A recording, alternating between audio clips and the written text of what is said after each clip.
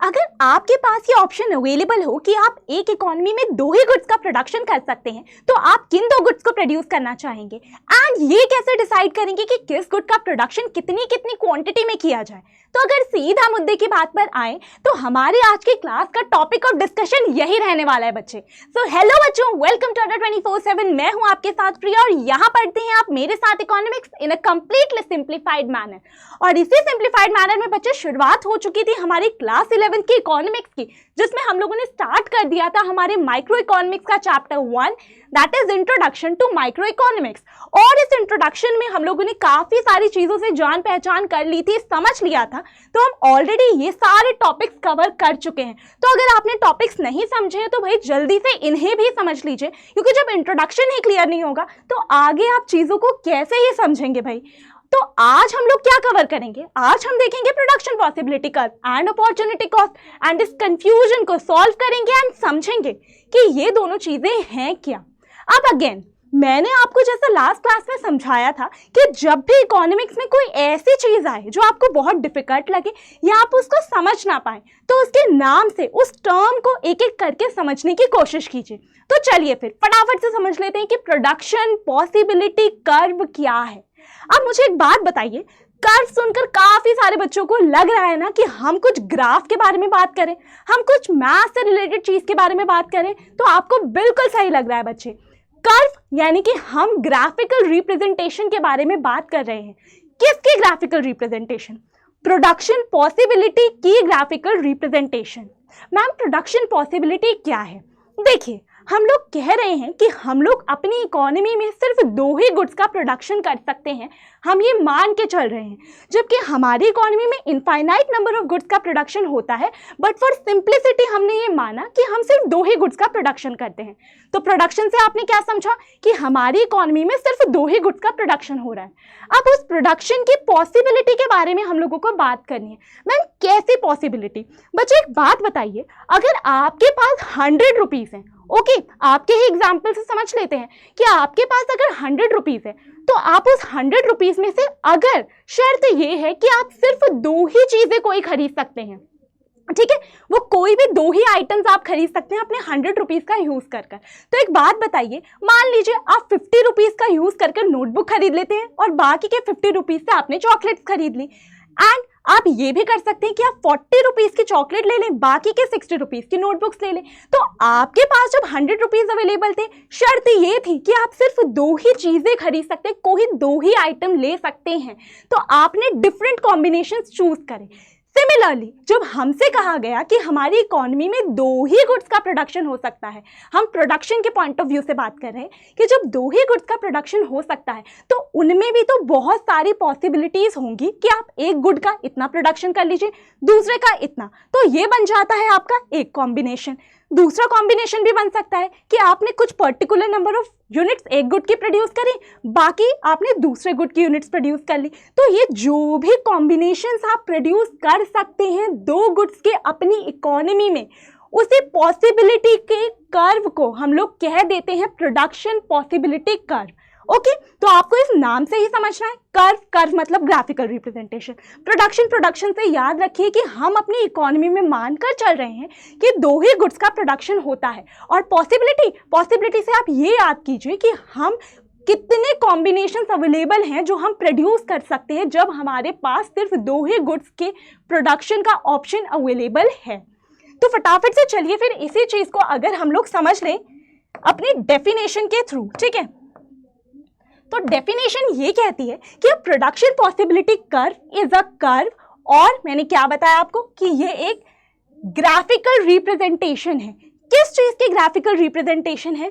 All possible combinations. मैंने बोला था ना, जितने भी कॉम्बिनेशंस आप प्रोड्यूस कर सकते हैं दो गुड्स के, तो ऑल पॉसिबल कॉम्बिनेशंस किसके? दो गुड्स के। जब हम लोगों ने माना है कि हम लोग सिर्फ दो ही गुड्स का प्रोडक्शन कर सकते हैं अपनी इकोनॉमी में, तो two goods which an economy can produce. अब हम लोग एक चीज और मानकर चल रहे हैं कि हमारी जो लेवल ऑफ टेक्नोलॉजी है एंड जो हमारे पास रिसोर्सेज हैं, लास्ट क्लास में भी हम लोगों ने रिसोर्सेज के बारे में बात की थी कि हमारे रिसोर्सेज लिमिटेड हैं और उन रिसोर्सेज के ऑल्टरनेटिव यूजेस हैं।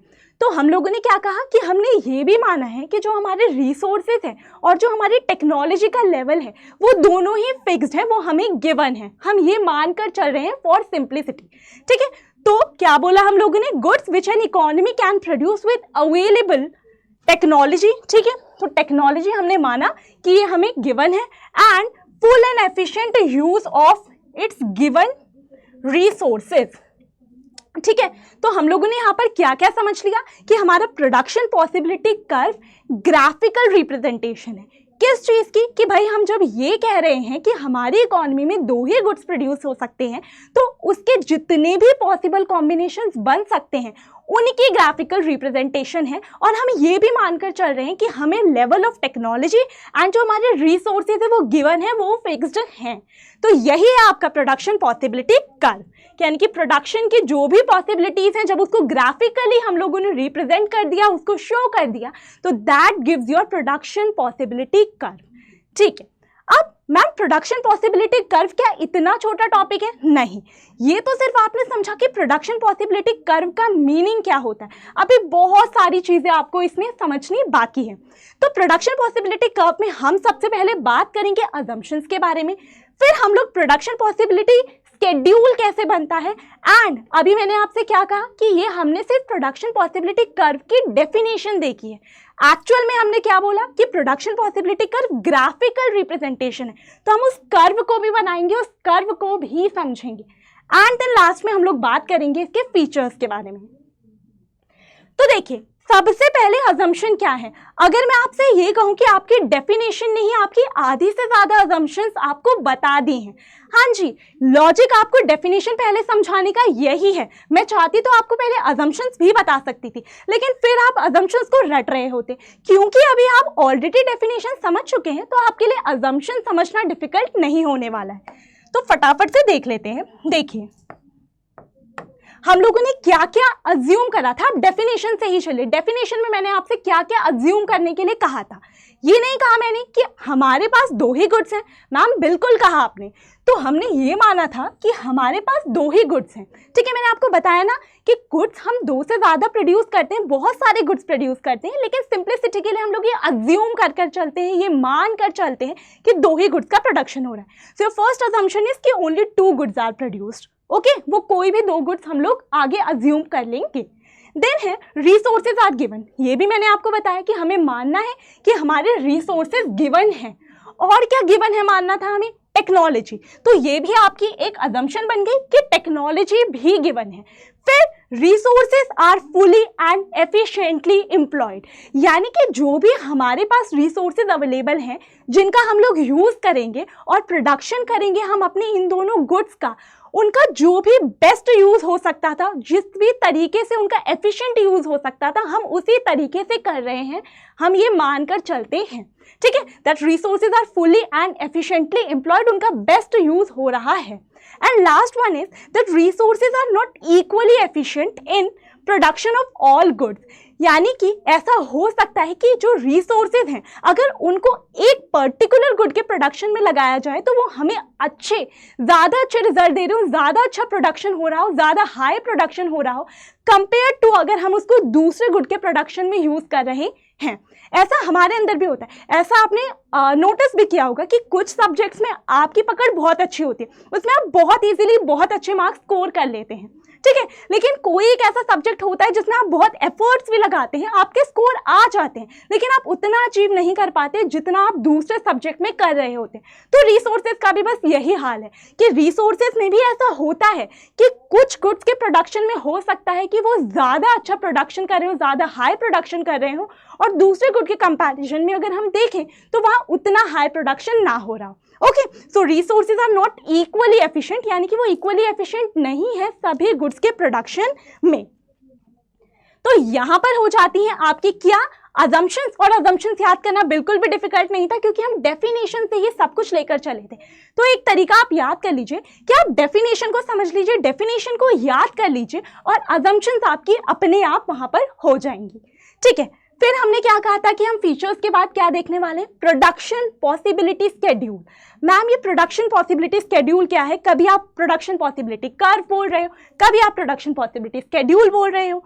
देखो बच्चों, मैं आपको एक और इम्पॉर्टेंट बात बता दूं कि अगर आपके एग्जाम में प्रोडक्शन पॉसिबिलिटी कर्व ना लिखकर दूसरी टर्म लिखकर आए तो बिल्कुल भी कंफ्यूज मत होइएगा, क्योंकि बच्चे गलती बहुत ज्यादा करते हैं। देखिए, अगर आपके पास प्रोडक्शन पॉसिबिलिटी, मैम आप तो सेम ही चीज लिख रहे हो, बच्चे सेम चीज नहीं लिख रही हो। प्रोडक्शन पॉसिबिलिटी कर्व ना लिखकर अगर आपके पास प्रोडक्शन पॉसिबिलिटी फ्रंटियर लिखकर आ जाए तो क्या करेंगे? मैम क्वेश्चन छोड़ देंगे। अक्सर बच्चे यही करते हैं कि दूसरा नाम उनको पता ही नहीं होता, दूसरी टर्म पता ही नहीं होती, और जब पता नहीं होती तो आती हुई चीज को भी छोड़ आते हैं। तो production possibility curve is also known as production possibility frontier. तो अगर एग्जाम में क्वेश्चन आए तो प्लीज प्लीज प्लीज गलती मत कीजिएगा। ओके, नाउ कि हम लोगों ने बात किस चीज के बारे में करनी थी? Production possibility schedule. मैम अब ये स्केड्यूल क्या है? देखो बच्चों, सिंपल सी बात है, मैंने क्या बोला? कर्व। कर्व का मतलब था ग्राफिकल रिप्रेजेंटेशन, ठीक है। स्केड्यूल का मतलब है tabular representation, as simple as that. यानी कि जो भी आपके दो गुड्स का प्रोडक्शन हो सकता है उसके बहुत सारे पॉसिबल कॉम्बिनेशंस हैं। अब अगर आपने उन कॉम्बिनेशंस को ग्राफ से शो करा तो वो बन गया आपका प्रोडक्शन पॉसिबिलिटी कर्व। कर्व मतलब ग्राफिकल रिप्रेजेंटेशन।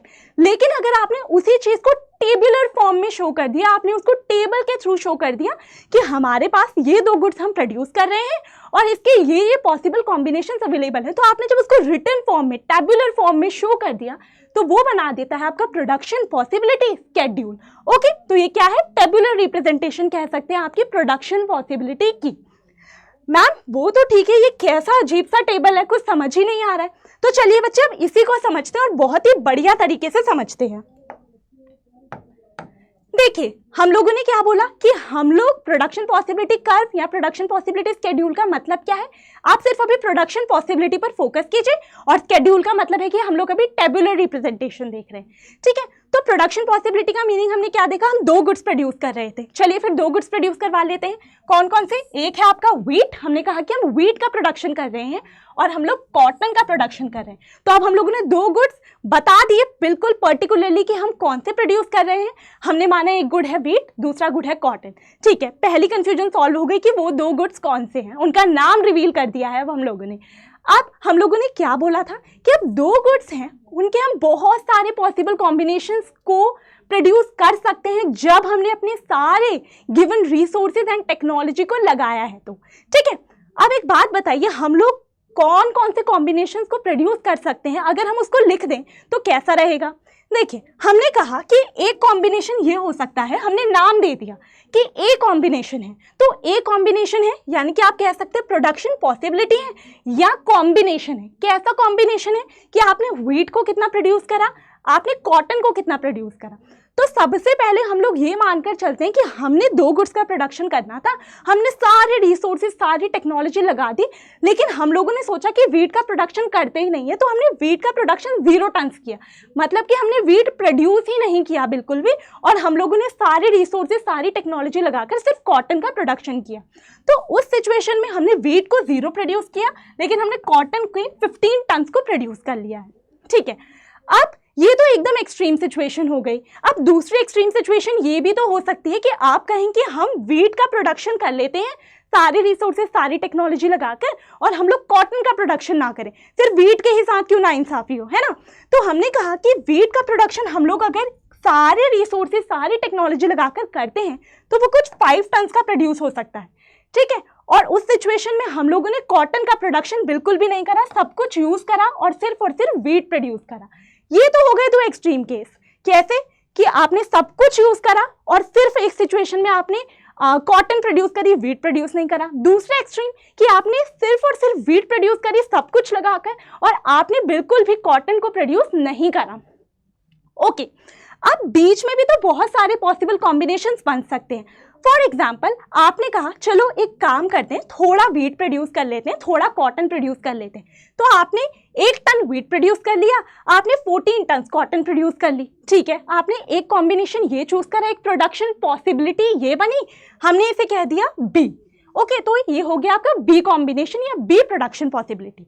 अब एक कॉम्बिनेशन ये हो सकता है कि आप इसकी 2 यूनिट्स ले लें, इसकी 12, आप इसी तरीके से इसकी 3, इसकी 9, इसकी 4, इसकी 5, तो हम लोगों ने इस तरीके से जब जितनी भी प्रोडक्शन पॉसिबिलिटीज हम कंसिडर कर रहे थे उनको टेबुलर फॉर्म में शो करा, तो वो आ गया आपका प्रोडक्शन पॉसिबिलिटी स्केड्यूल।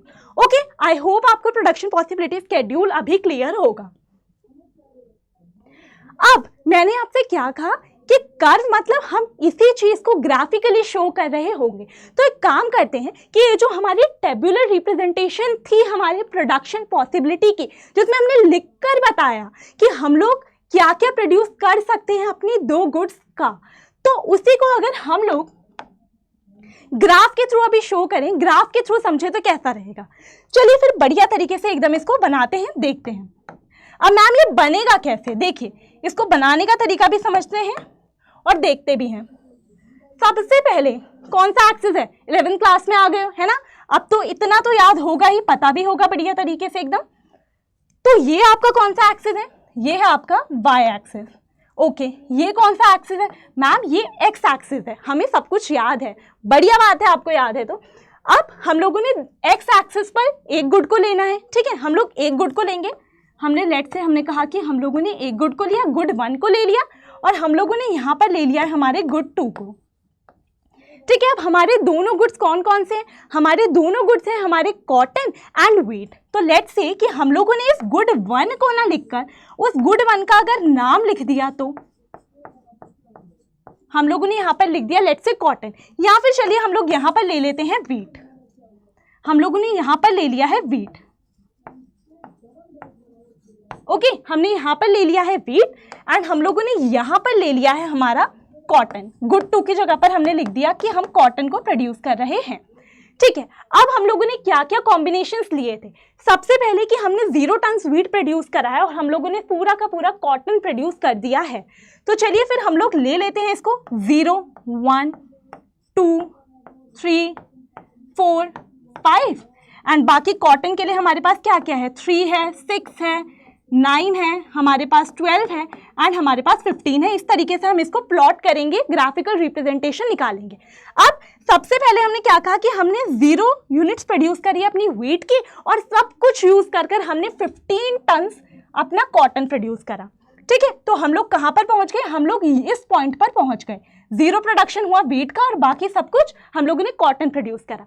उसके बाद हम लोगों ने बोला कि हम लोगों ने अगर सोचा कि हम लोग व्हीट का प्रोडक्शन कर लेते हैं, दूसरा एक्सट्रीम क्या था कि हमने व्हीट का ही प्रोडक्शन कर लिया और हम लोगों ने इसका 0 प्रोडक्शन करा, तो दूसरा एक्सट्रीम केस आ गया आपका यहाँ पर। अब बीच में बहुत सारी पॉसिबिलिटीज थी। सबसे पहली पॉसिबिलिटी क्या थी कि हम लोग इसकी 1 यूनिट को प्रोड्यूस कर ले, और इसकी कितनी यूनिट्स को हम प्रोड्यूस कर रहे थे, इसकी 1 यूनिट, तो हम लोग इसकी 14 यूनिट्स को प्रोड्यूस कर लें। तो अगर हम लोगों ने व्हीट का प्रोडक्शन 1 यूनिट का किया, तो हमने सोचा कि क्यों ना हम इसका प्रोडक्शन कुछ 14 यूनिट्स का कर लेते हैं, 14 टन्स का कर लेते हैं, ओके।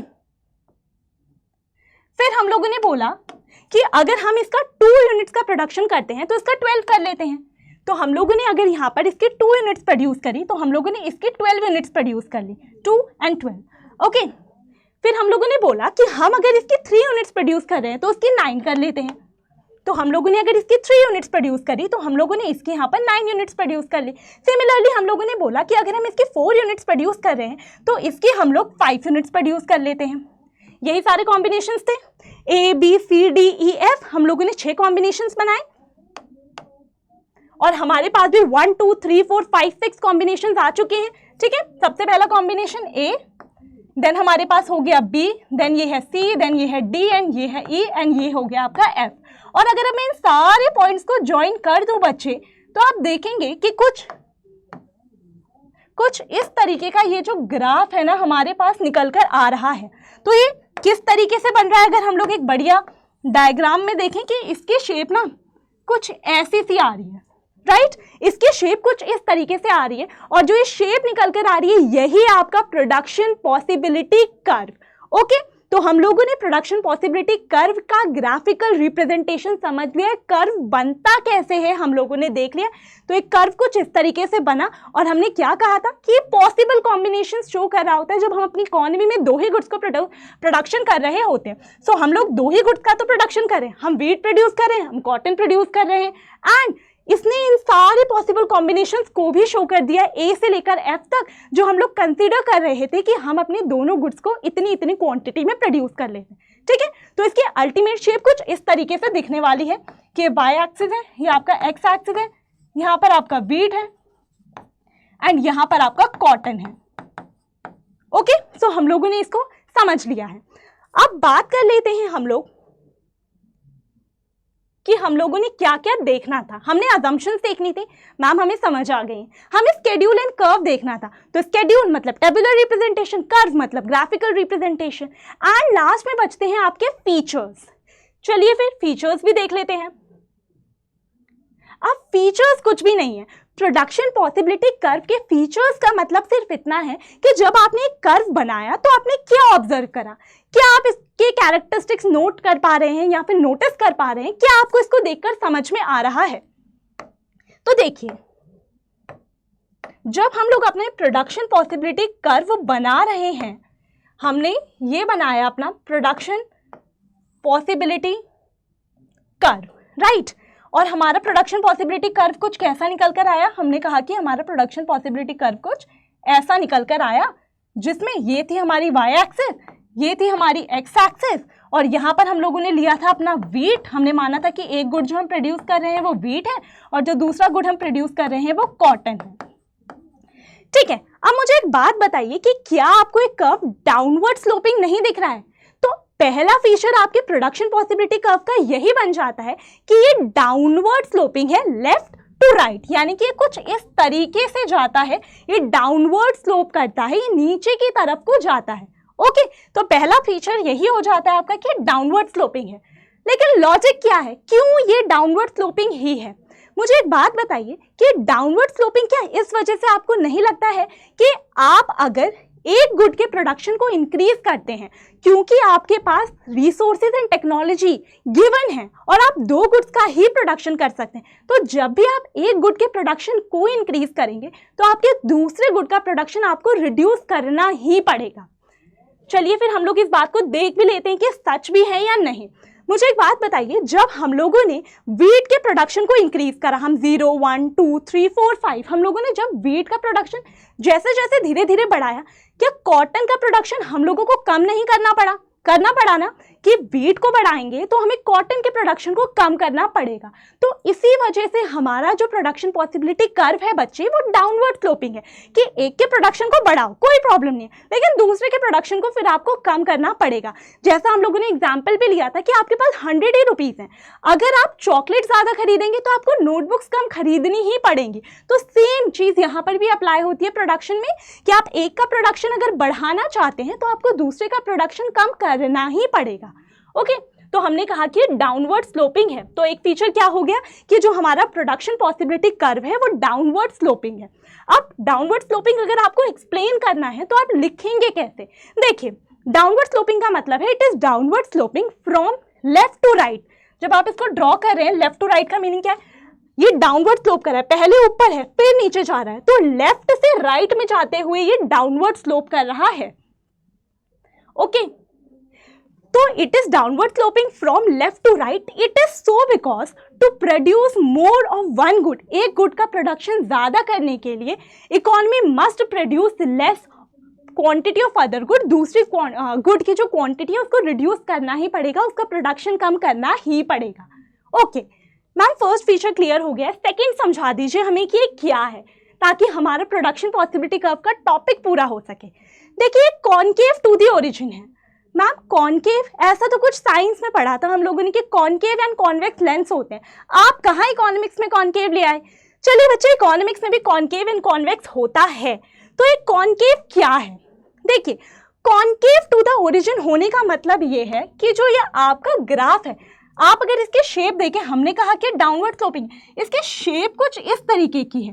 ओके, तो ये जो इसकी कॉनकेव शेप है, जब भी शेप ऐसी होती है हम उसको कॉनकेव कहते हैं, जब भी शेप ऐसी होती है तो हम इसको कॉन्वेक्स कहते हैं। ये क्या है? कॉनकेव है। ये क्या है? कॉन्वेक्स है।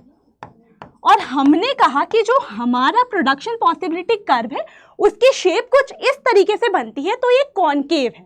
ठीक है, अब ये कॉनकेव क्यों है? जैसे हमने कहा डाउनवर्ड स्लोपिंग है, तो उसके पीछे का रीजन था कि ज्यादा प्रोडक्शन करना है एक का, तो दूसरे के प्रोडक्शन को रिड्यूस करना पड़ेगा।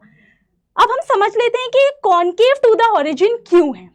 देखिए, कॉनकेव टू द ओरिजिन होने के पीछे का लॉजिक ये है कि जब भी आप व्हीट के प्रोडक्शन को इंक्रीज कर रहे हैं तो जो कॉटन का आपको सैक्रिफाइस करना पड़ रहा है, यानी कि कॉटन की जितनी क्वांटिटी आपको कम करनी पड़ रही है, अगर आप नोटिस करें तो वो धीरे धीरे बढ़ती जा रही है। कैसे समझते हैं? देखिए, आपने पहले व्हीट का प्रोडक्शन बिल्कुल भी नहीं किया, आपने कॉटन का प्रोडक्शन कर लिया 15 यूनिट्स का। ओके, फिर आपने कहा कि हम लोग बढ़ाते हैं व्हीट का प्रोडक्शन, एंड आपने 1 टन व्हीट प्रोड्यूस कर लिया या 1 यूनिट व्हीट की प्रोड्यूस करी। ठीक है, तो जब आपने यहाँ पर 1 का इंक्रीज किया तो आपने यहाँ पर 1 का रिडक्शन किया, 1 यूनिट आपने यहाँ पर कम करी, 1 टन का प्रोडक्शन यहाँ कम हो गया। ओके, तो यहाँ पर 1 टन बढ़ाने के लिए आपको यहाँ 1 टन कम करना पड़ा।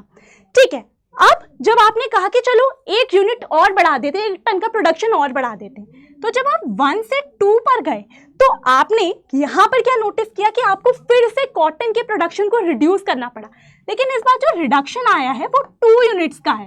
अब आपको अगर इसकी 1 एक्स्ट्रा यूनिट और प्रोड्यूस करनी है, 1 एडिशनल यूनिट और प्रोड्यूस करनी है, तो आपको जो यहाँ पर सैक्रिफाइस करना पड़ेगा वो बढ़ गया। आपने पहले भी 1 एक्स्ट्रा यूनिट प्रोड्यूस करी, तो यहाँ पर आपको 1 ही यूनिट का सैक्रिफाइस करना पड़ा। लेकिन जब आपने फिर से बोला कि हमें 1 और एक्स्ट्रा यूनिट प्रोड्यूस करनी है, तो आपको यहाँ पर 2 यूनिट्स का सैक्रिफाइस करना पड़ा। और हम लोग अगर इसी को कंटिन्यू करें तो आप देखेंगे, आपने कहा चलो हम 3 टन प्रोड्यूस कर लेते हैं, आपने 1 और यूनिट बढ़ा दी।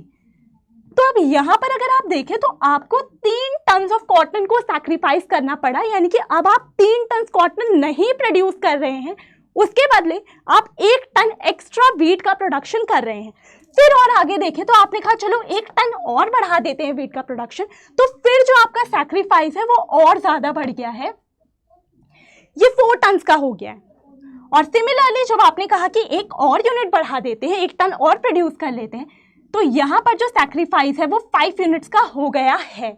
तो आप क्या ये नोटिस कर पा रहे हैं कि जब भी आप 1 एक्स्ट्रा यूनिट व्हीट की बढ़ा रहे हैं, तो जो सैक्रिफाइस आपको कॉटन का करना पड़ रहा है, जो आपको कॉटन का प्रोडक्शन छोड़ना पड़ रहा है, आप कॉटन का प्रोडक्शन कम करवा रहे हैं, वो सैक्रिफाइस हर बार बढ़ता ही जा रहा है। तो इसी लॉजिक की वजह से बच्चे जो आपका प्रोडक्शन पॉसिबिलिटी कर्व है वो कॉनकेव टू ओरिजिन है। और अगर हम इसी पूरे जो लॉजिक है हमारा कि इसके प्रोडक्शन को जब हम इंक्रीज कर रहे हैं तो दूसरे का जो हमें सैक्रिफाइस करना पड़ रहा है वो धीरे धीरे इंक्रीज हो रहा है, इसी को हम लोग कह देते हैं इंक्रीजिंग मार्जिनल अपॉर्चुनिटी कॉस्ट या फिर increasing marginal rate of transformation. देखिए, हमने क्या कहा कि कॉनकेव टू ओरिजिन है। कॉनकेव टू ओरिजिन क्यों है मैंने आपको समझाया, लेकिन अगर आपको लिखना हो तो आप कैसे लिखेंगे, कैसे एक्सप्लेन करेंगे? It is concave because of increasing marginal opportunity cost. किसकी वजह से?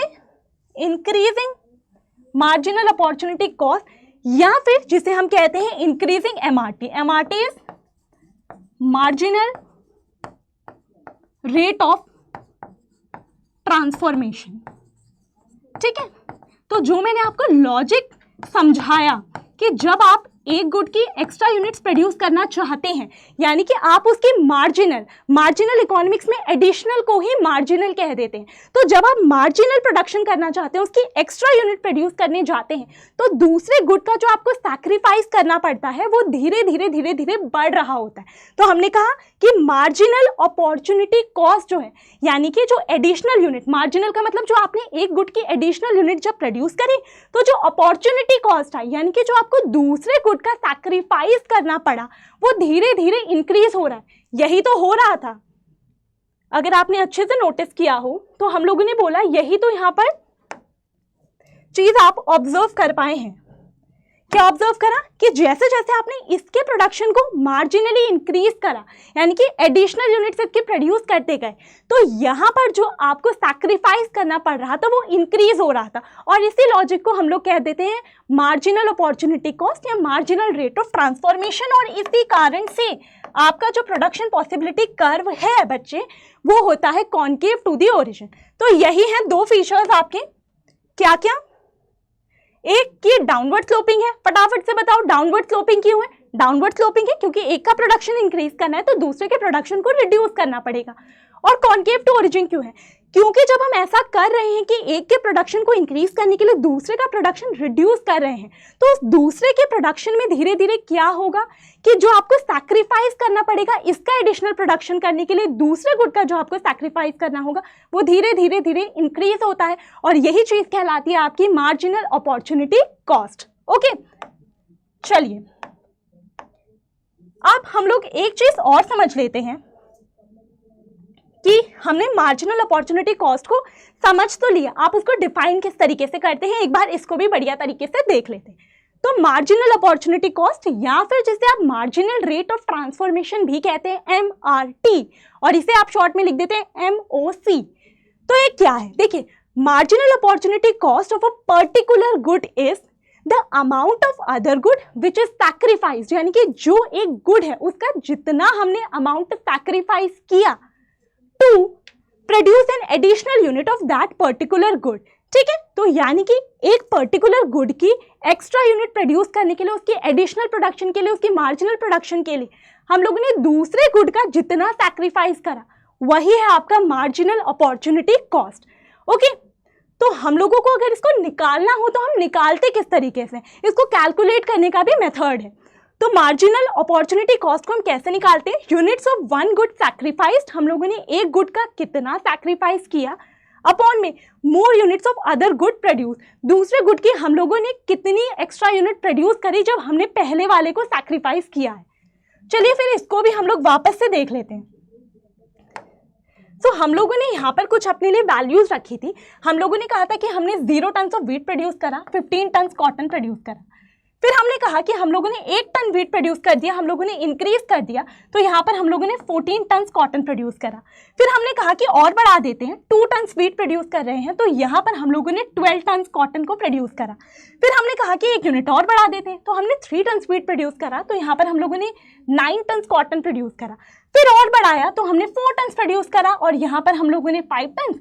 फिर हमने कहा कि इसको सारे रिसोर्सेज को यूज करके सिर्फ व्हीट ही प्रोड्यूस कर लेते हैं और कॉटन का प्रोडक्शन 0 कर देते हैं।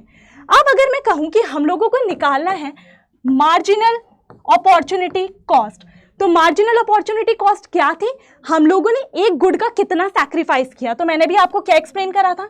एक एक्स्ट्रा यूनिट प्रोड्यूस हुई, एक एक्स्ट्रा यूनिट प्रोड्यूस हुई, एक एक्स्ट्रा यूनिट प्रोड्यूस हुई, यहाँ पर भी और यहाँ पर भी एक एक्स्ट्रा यूनिट प्रोड्यूस हुई। अब यहाँ पर आपको जो सैक्रिफाइस करना पड़ा वो 1 यूनिट का ही था। यहाँ पर आपका सैक्रिफाइस बढ़कर 2 टन्स का हो गया, यहाँ पर बढ़कर 3 टन्स का हो गया, यहाँ पर बढ़कर 4 टन्स का हो गया, और यहाँ पर बढ़कर 5 टन्स का हो गया। और मार्जिनल अपॉर्चुनिटी कॉस्ट का फॉर्मूला क्या है कि कितना सैक्रिफाइस करा आपने एक गुड का। दूसरा, जब आप अपॉन में क्या लेंगे, जब आपने वो पहले दूसरे गुड का अपना सैक्रिफाइस करा तो जो आपने एडिशनल प्रोडक्शन करा है उसको हम लोग लिखते हैं अपॉन में। ठीक है, तो हम लोगों ने यहाँ पर कितना सैक्रिफाइस कर, सैक्रिफाइस किसका कर रहे हैं हम लोग? प्रोडक्शन किसका कम करवा रहे हैं? कॉटन का। तो सैक्रिफाइस कितना हुआ कॉटन का? 1 टन का। इस2 में अपॉन है तो हम इसको इस2 में भी लिख सकते हैं, या फिर आप 1 अपॉन में भी लिख सकते हैं। तो इसका कितना एडिशनल प्रोडक्शन हुआ? 1, तो ये बन जाता है आपका 1:1।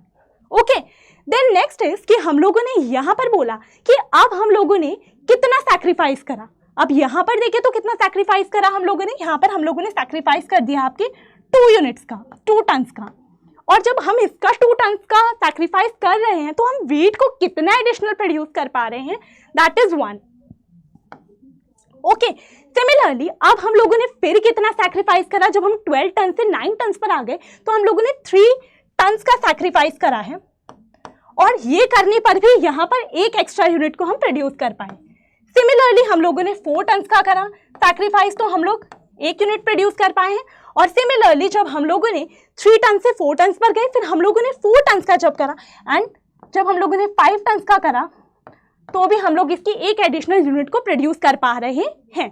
ओके, सो यहाँ पर हम लोगों ने देखा कि जब हम 15 से 14 पर गए, 1 यूनिट का सैक्रिफाइस हुआ, उसके बदले यहाँ एक एडिशनल प्रोडक्शन हुआ। सेम वे में जब हम 14 से 12 पर गए तो 2 यूनिट्स का सैक्रिफाइस हुआ, बदले में 1 यूनिट का प्रोडक्शन हुआ। जब हम 12 से 9 पर गए तो हमारी कितनी यूनिट्स का सैक्रिफाइस हुआ? 3 यूनिट्स का सैक्रिफाइस हुआ, जिसके बदले में एक एडिशनल यूनिट प्रोड्यूस हुई है। सेम वे में जब हम 9 से 5 पर गए, 9 टन से 5 टन पर गए तो 4 यूनिट्स का हम लोगों ने सैक्रिफाइस करा और बदले में हम लोगों को एक एडिशनल यूनिट मिली हमारे वेट की। एंड सेम वे में जब 4 से 5 पर हम लोगों ने 5 टन से 0 टन तक प्रोडक्शन करा, इतना रिड्यूस कर दिया कि हमारा जो प्रोडक्शन है वहां पर हम लोगों ने 5 टन सैक्रिफाइस कर दिए एंड उसके बदले में कितना एडिशनल प्रोडक्शन हुआ है? 1 यूनिट का। तो ये है बच्चे आपका मार्जिनल अपॉर्चुनिटी कॉस्ट निकालने का तरीका। अब हमारे पास एक टर्म और समझनी रह गई है जो मैंने आपको स्टार्टिंग में ही बताई थी। क्या बताई थी? मैंने कहा था कि हम एक प्रोडक्शन पॉसिबिलिटी कर्व समझेंगे, एक हम लोग अपॉर्चुनिटी कॉस्ट समझेंगे। तो अपॉर्चुनिटी कॉस्ट समझा अभी तक? बस क्लास खत्म करने की जल्दी रहती है, तुमको ये नहीं समझना कि सारे टॉपिक्स कवर हो जाएं। चलो फिर फटाफट से लास्ट टॉपिक भी देख लेते हैं, that is opportunity cost. Simple सा है, छोटा सा है। अपॉर्चुनिटी कॉस्ट क्या है? अपॉर्चुनिटी कॉस्ट का मतलब होता है जो सेकंड बेस्ट ऑल्टरनेटिव है ना, जो आपको छोड़ना पड़ा, उस सेकंड बेस्ट ऑल्टरनेटिव की जो अमाउंट है वही है आपकी अपॉर्चुनिटी कॉस्ट। तो opportunity cost of an economic activity is equal to the value of the next best alternative forgone. ये तो हो गई डेफिनेशन कि जो भी आपने नेक्स्ट बेस्ट ऑल्टरनेटिव को जाने दिया, उसको नहीं चूज करा, उसकी जो वैल्यू होगी वो आपकी अपॉर्चुनिटी कॉस्ट है। मैम एग्जाम्पल से समझा दीजिए, हमें जल्दी समझ आता है। फॉर एग्जाम्पल आपके पास लैंड अवेलेबल है, ठीक है। अब आप उस लैंड पर राइस भी प्रोड्यूस कर सकते हो, आप उस लैंड पर व्हीट भी प्रोड्यूस कर सकते हो, आप उस लैंड पर बार्ले भी प्रोड्यूस कर सकते हो, ठीक है। अब मुझे एक बात बताइए, अगर आप राइस प्रोड्यूस करते हैं तो उस राइस के प्रोडक्शन से आपको 10,000 रुपीज मिल रहे हैं, ओके। अगर आप व्हीट प्रोड्यूस कर रहे हैं सेम लैंड पर तो आपको 9,000 रुपीज मिल रहे हैं, और अगर आप बार्ले प्रोड्यूस कर रहे हैं तो लेट्स से कि आपको 8,000 रुपीज मिल रहे हैं। तो आप किसका प्रोडक्शन करेंगे? आप फॉर श्योर राइस का प्रोडक्शन करेंगे, क्योंकि वहां पर जो आपको वैल्यू मिल रही है वो सबसे ज्यादा है, वो 10,000 है। तो अगर आपको व्हीट एंड राइस में से चूज करना हो तो आपने किसको चूज करा? राइस को, क्योंकि उसकी वैल्यू ज्यादा थी। और आपने किसको चूज नहीं करा, किसे जाने दिया? वो आपका व्हीट था, क्योंकि उसकी वैल्यू कम थी। तो बस फिर जब आपको राइस और व्हीट में से चूज करना था और आपने जो सेकंड बेस्ट ऑल्टरनेटिव को छोड़ दिया, उसकी जो वैल्यू थी यानी कि जो 9,000 था, वही आपकी अपॉर्चुनिटी कॉस्ट बन जाएगी, ओके। सिमिलरली अगर आपको व्हीट एंड बार्ले में से चूज करना है तो व्हीट की जो वैल्यू है, अगर हम उसको बार्ले के कंपैरिजन में देखें तो वो ज्यादा है। व्हीट में आपको क्या वैल्यू मिल रही है? 9,000। बार्ले में क्या वैल्यू मिल रही है आपको? 8,000। तो अब अगर इन दोनों के बीच में चूज करना है तो अगेन आप क्या चूज करेंगे? आप व्हीट का प्रोडक्शन करेंगे, क्योंकि वहां आपको 9,000 की वैल्यू मिल रही है। और आपने छोड़ा क्या? आपने ये बार्ले वाला ऑप्शन छोड़ दिया, तो आपने अपना सेकेंड बेस्ट ऑल्टरनेटिव छोड़ दिया। तो उसकी जो वैल्यू थी यानी कि वो कितनी थी? हमारी 8,000। तो वही बन जाएगी आपकी अपॉर्चुनिटी कॉस्ट। तो ये क्या है? Value of next best alternative foregone, कि आपके पास ऑप्शंस थे, जो आपने ऑप्शन नहीं चूज करा, जो आपका सेकंड बेस्ट ऑल्टरनेटिव हो सकता था, उसकी वैल्यू आपकी अपॉर्चुनिटी कॉस्ट बनाती है। तो बच्चों आज का ये सेशन था हमारा पूरा, जिसमें हम लोगों ने एक कंफ्यूजन आई होप सॉल्व कर ली है कि हमारा प्रोडक्शन पॉसिबिलिटी कर्व क्या है और हमारी अपॉर्चुनिटी कॉस्ट क्या है। और हम लोगों ने अपने प्रोडक्शन पॉसिबिलिटी कर्व से रिलेटेड काफी सारी चीजों को आज कवर कर लिया है। लेकिन आपका प्रोडक्शन पॉसिबिलिटी कर्व यहीं पर ही खत्म नहीं होता है, इसमें कुछ और भी चीजें हैं जहां से एग्जाम में क्वेश्चन बनते हैं और वो इंपॉर्टेंट भी हैं। तो नेक्स्ट सेशन में हम लोग इस प्रोडक्शन पॉसिबिलिटी कर्व के उन इंपॉर्टेंट कॉन्सेप्ट्स को ही कंटिन्यू करेंगे एंड हम लोग नेक्स्ट सेशन में कंप्लीट कर देंगे हमारा इंट्रोडक्शन टू माइक्रो इकोनॉमिक्स का ये चैप्टर। तो इन्हीं चीजों को आप तब तक रिवाइज करते रहिए। प्रीवियस सेशन नहीं देखा है तो उसको देख लीजिए, नोट्स बना लीजिए और मजे भी करते रहिए भाई, पढ़िए भी, एंजॉय भी कीजिए। हम मिलेंगे नेक्स्ट सेशन में, तब तक के लिए थैंक यू।